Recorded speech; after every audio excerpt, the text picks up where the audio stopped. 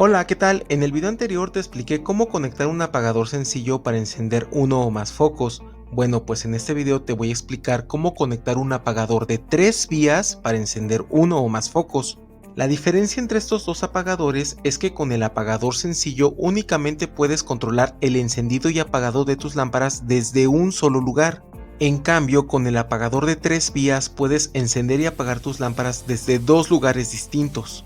Se llama apagador de 3 vías porque en la parte trasera tiene 3 borneras, a diferencia del apagador sencillo que únicamente tiene 2. Bueno, estas 3 borneras funcionan de la siguiente manera: una de las borneras es el común y las otras dos son regresos.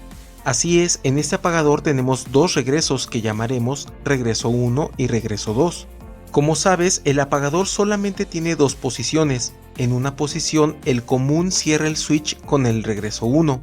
Y en la otra posición el común cierra el switch con el regreso 2, es decir que siempre va a estar conectado el común con uno de los regresos. Muy bien, ¿cómo vas a identificar qué bornera es el común, cuál es el regreso 1 y cuál es el regreso 2? Bueno, pues todos los apagadores de 3 vías tienen un diagrama o un grabado indicando qué bornera es el común, el regreso 1 y el regreso 2. En caso de que tu apagador no tenga identificación en sus borneras, que es realmente extraño que esto pase, no te preocupes, con tu multímetro es muy fácil identificar las borneras. En el primer video te enseñé cómo conectar tu multímetro para medir el voltaje de alimentación en tu hogar.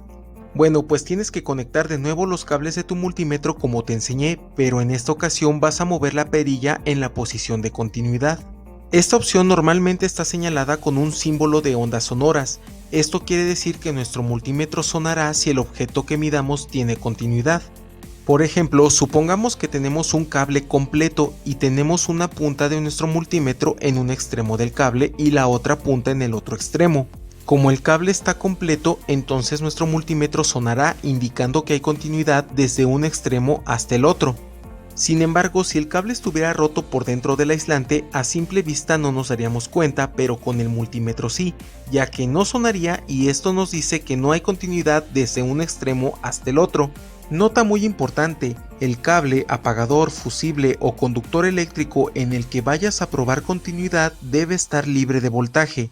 Es decir que tienes que desenergizar antes de medir, ya que si mides continuidad con tu multímetro en un cable que tiene corriente, entonces esto podría dañar considerablemente a tu multímetro. Perfecto, ahora que ya sabes cómo medir la continuidad, simplemente tienes que poner las puntas de tu multímetro en dos de las 3 borneras de tu apagador hasta que suene el multímetro.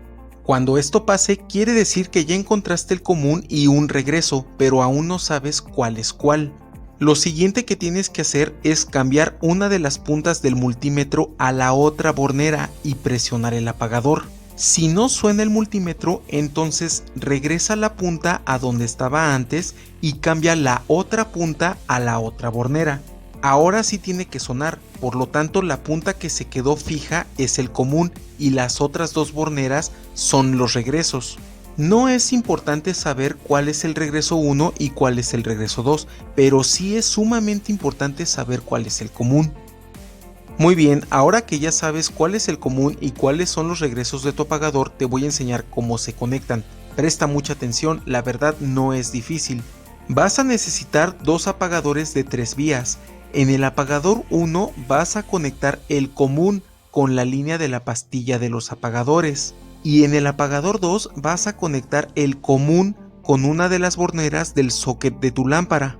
A esta conexión la llamaremos regreso 3. La otra bornera del socket la vas a conectar en el neutro.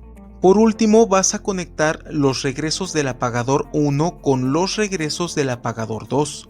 No es necesario que conectes los regresos 1 con 1 y 2 con 2.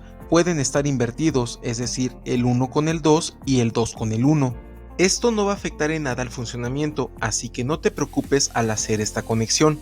A uno de estos regresos lo llamaremos regreso 1 y al otro lo llamaremos regreso 2. Como ya te mencioné en todos los videos anteriores, trata de usar cable de diferentes colores o marca tus cables para que puedas diferenciar la línea, el neutro y en esta ocasión el regreso 1, el regreso 2 y el regreso 3. Si no pones marcas, como son muchos cables, te podrías confundir y podrías hacer una mala conexión y provocar un cortocircuito. Muy bien, ahora te voy a explicar cómo funciona el circuito.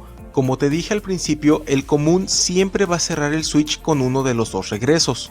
En mi ejemplo, el apagador 1 cierra el switch con el regreso 1, pero el apagador 2 cierra el switch con el regreso 2, por lo tanto la línea no llega hasta el regreso 3, se queda estancada en el regreso 1.